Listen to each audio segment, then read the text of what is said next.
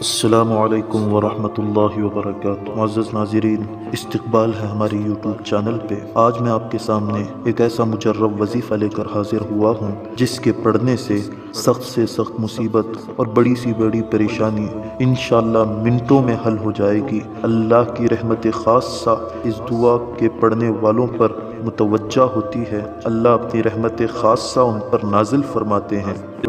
دعائے یعقوب علیہ السلام کے نام سے بھی مشہور ہے۔ یہ دعا حضرت یعقوب علیہ السلام کو حضرت جبریل امین علیہ السلام نے سکھلائی تھی۔ حضرت یعقوب علیہ السلام کو اللہ نے بے شمار امتحانات میں آزمایا تھا۔ حضرت یعقوب علیہ السلام اپنے دونوں بیٹے یعنی حضرت یوسف اور بنیامین کے کھو جانے اور گم ہو جانے کی وجہ سے بہت غمگین رہتے تھے۔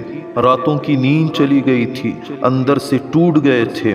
مفسرین لکھتے ہیں کہ حضرت یعقوب علیہ السلام جب تھوکتے تھے تو منہ سے خون کے لوتھڑے گرتے تھے۔ حضرت یعقوب علیہ السلام کی آنکھیں روتے روتے نابینا ہو گئے تھے۔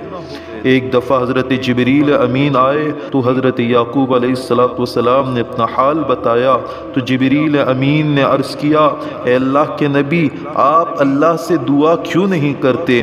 حضرت یعقوب علیہ السلام نے فرمایا کہ میں دعا کن کلمات کے ذریعے کروں؟ تو حضرت جبریل نے کہا، آپ ان کلمات کے ذریعے اللہ سے دعا کیجئے۔ وہ کلمات کیا ہیں؟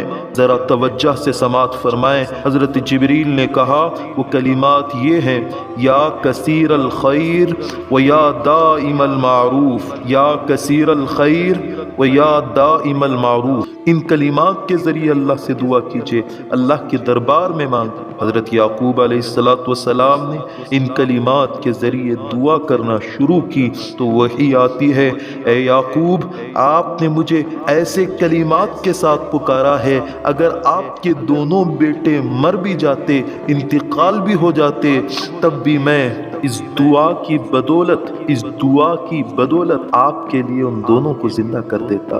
میرے دوستوں، یہ وہ ہے جس کے پڑھنے سے حضرت یعقوب علیہ السلام کی 80 سال کی مشکلیں حل ہو گئی۔ میری اور آپ کی مصیبتیں ہے ہی بہت تھوڑی سی، اگر میں اور آپ بھی ان کلمات کا کثرت سے ورد کریں گے۔ بزرگان دین لکھتے ہیں کہ کم از کم روزانہ 40 دفعہ صبح شام ان کلمات کو پڑھ لیا کرے، اور جب ہاتھ اٹھا کر دعائیں مانگا کرے تب ان کلمات کا زیادہ سے زیادہ ورد کیا کرے۔ وہ کلمات پھر سے میں آپ کے سامنے رکھ دیتا ہوں، یا کثیر الخیر، یا کثیر الخیر و یا دائم المعروف۔ تو انشاءاللہ اللہ کی رحمت خاصہ ہماری طرف متوجہ ہوگی، ساری پریشانیاں دور ہوں گی۔